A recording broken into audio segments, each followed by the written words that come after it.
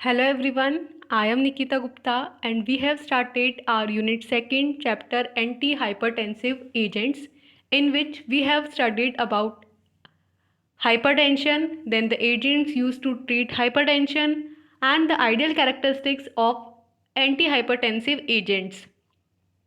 Then we have studied the classification of antihypertensive agents जिसके अंदर अभी तक हम diuretics, then centrally acting agents, then ganglionic blocking agents, then adrenergic neuron blocking agents, then beta adrenergic receptor antagonist, then direct vasodilator and then ACE inhibitors class को discuss कर चुके हैं.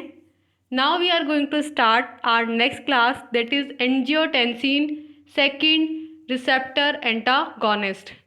जैसा कि नाम से पता चल रहा है ये वो एजेंट्स हैं जो कि एंजियोटेंसिन रिसेप्टर्स को एंटागोनाइज करेंगे. ये जो ड्रग्स हैं वो एंजियोटेंसिन सेकेंड रिसेप्टर्स पे जाके बाइंड होकर के एंजियोटेंसिन सेकेंड को नहीं बाइंड होने देगी और उसके एक्शन को इनहिबिट कर देंगी.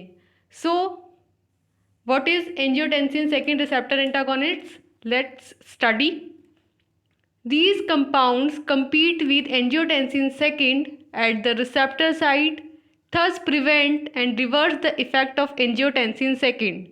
The angiotensin receptors are 81 or 82. Most of the compounds are selective for 81 receptors, whereas role of 82 receptors is not known. These antagonists are used only in the treatment of hypertension. Means कि जो angiotensin second receptor antagonist हैं ये basically angiotensin second receptors पे bind होने के लिए compete करते हैं और खुद बाइंड होकर के एंजियोटेंसिन को बाइंड होने से रोकते हैं, उसे प्रिवेंट करते हैं और एंजियोटेंसिन सेकेंड के इफ़ेक्ट को रिवर्स कर देते हैं. एंजियोटेंसिन रिसेप्टर्स जो हैं बेसिकली दो होते हैं. फर्स्ट होता है 81 एंड 82. जो मोस्ट ऑफ द कंपाउंड्स हैं वो 81 रिसेप्टर के लिए सेलेक्टिवली एक्ट करते हैं, जबकि जो 82 है उस रिसेप्टर का जो फंक्शन है वो अभी तक अननोन है. ये जो एंटागोनिस्ट हैं इनका बेसिकली यूज़ किया जाता है हाइपरटेंशन के ट्रीटमेंट के लिए. इसके अंदर जो ड्रग्स आती हैं that is losartan and this is the structure of losartan. Then second इसके अंदर ड्रग्स आती है candesartan and this is the structure of candesartan. Then the third structure is telmisartan. तो telmisartan की ये है structure. So these are the compounds from 82 receptor antagonist. Then next हमारी class आती है एंटा एड्रीनर्जिक ड्रग और एड्रीनर्जिक रिसेप्टर ब्लॉकर्स. मीन्स कि वो एजेंट्स जो कि एड्रीनर्जिक रिसेप्टर्स को ब्लॉक करेंगे और एंटी एड्रीनर्जिक एक्टिविटी शो करेंगे. सो ये जो एजेंट्स हैं इनको क्लासिफाई किया गया है as alpha 1 adrenergic receptor blockers, second beta adrenergic receptor blockers, then mixed alpha and beta receptor blockers and then fourth is alpha 1 adrenergic receptor blockers. तो 4 सब क्लासेस में इन एजेंट्स को डिवाइड किया गया है कि ये कौन से एड्रीनर्जिक रिसेप्टर को ब्लॉक करेंगे इस बेसिस पे. तो पहला है जो स्पेसिफिकली अल्फा 1 को करेंगे, सेकंड है जो सिर्फ बीटा को करेंगे, थर्ड है जो मिक्स एक्शन शो करेंगे अल्फा और बीटा के लिए एंड फोर्थ है अल्फा 1 को करने वाले.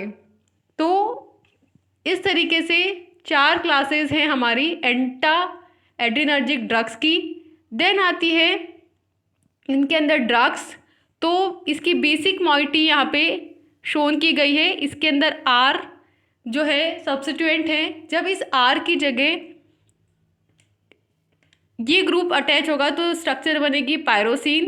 जब फ्यूरान अटैच होगा तो बनेगा टेराजोसिन और जब phenyl N associated dioxo group attach होगा तो बनेगा ड्रोक्साजीन.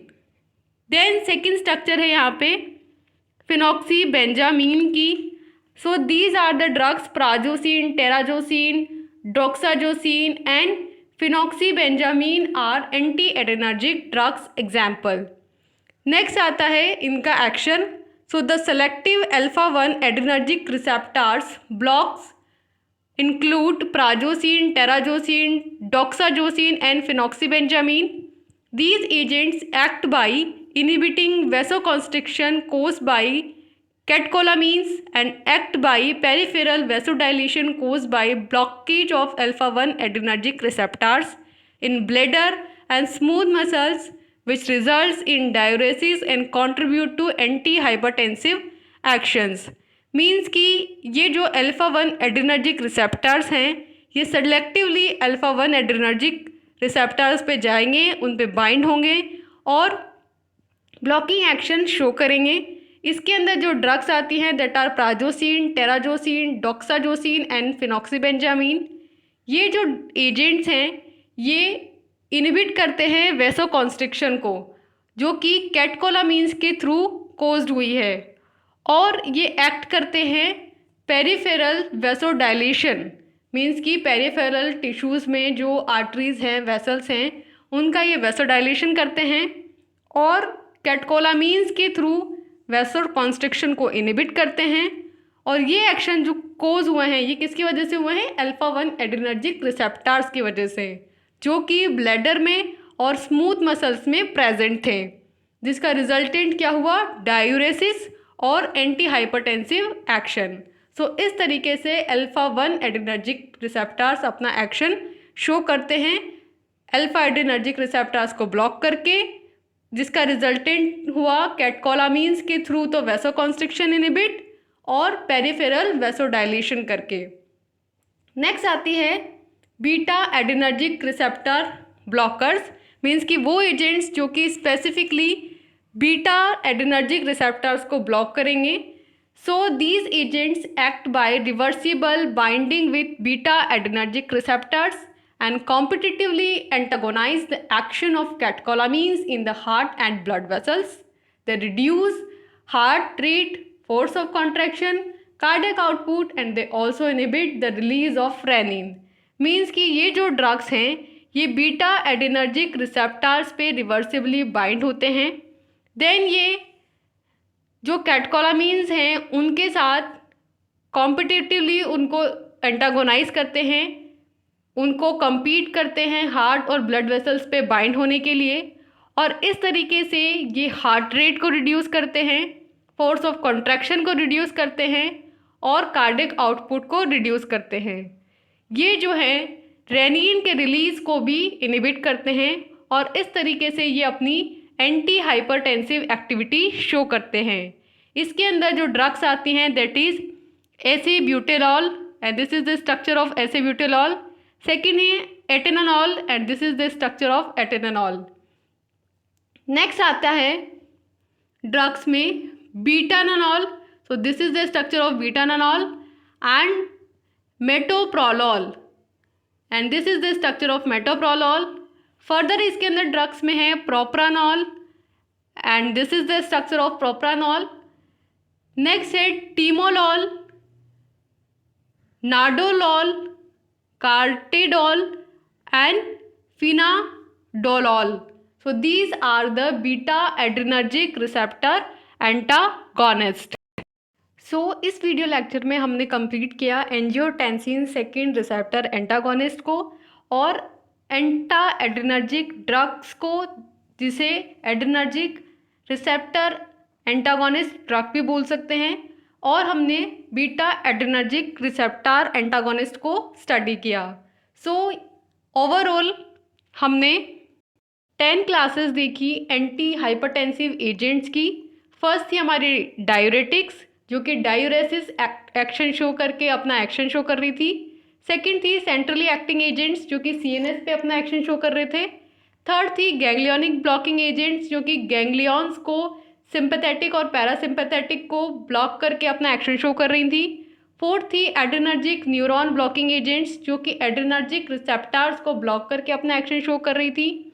देन थी हमारी बीटा एड्रेनर्जिक रिसेप्टर एंटेगोनिस्ट, जो कि पर्टिकुलरली बीटा एड्रेनर्जिक रिसेप्टर्स को ब्लॉक कर रही थी।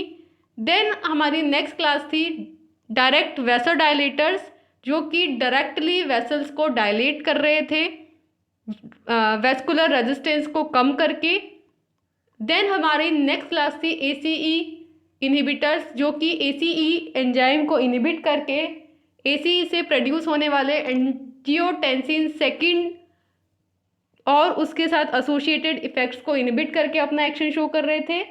देन हमारी नेक्स्ट क्लास थी एंजियोटेंसिन सेकेंड रिसेप्टर एंटागोनिस्ट, जो एंजियोटेंसिन के सिंथेसिस और प्रोडक्शन को तो नहीं इफेक्ट कर रहे थे, लेकिन एंजियोटेंसिन के साथ कॉम्पिटिटिवली पार्टिसिपेट कर रहे थे रिसेप्टर पे बाइंड होने के लिए, और खुद रिसेप्टर पे बाइंड होकर एंजियोटेंसिन को बाइंड नहीं होने दे रहे थे, जिससे कि एंजियोटेंसिन फर्दर अपने एक्शंस नहीं परफॉर्म कर पा रहा था। नेक्स्ट हमारी क्लास थी एंटा एड्रिनर्जिक ड्रग्स, जो कि एड्रिनर्जिक रिसेप्टर्स को एंटागोनाइज कर रही थी। एड्रिनर्जिक रिसेप्टर्स में हमारे फर्दर क्लासेस थी alpha and beta, and alpha के अंदर भी अल्फा 1 एंड अल्फा 2, और फिर mixed alpha and beta. Then हमारी लास्ट क्लास थी beta adrenergic receptor blockers. So यहाँ हमने 10 क्लासेस हमारी कंप्लीट करी है एंटी हाइपरटेंसिव एजेंट्स की, जो कि यूज़ की जाती है हाइपरटेंशन को ट्रीट आउट करने में।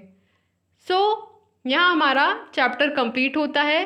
So for now, thank you and all the best.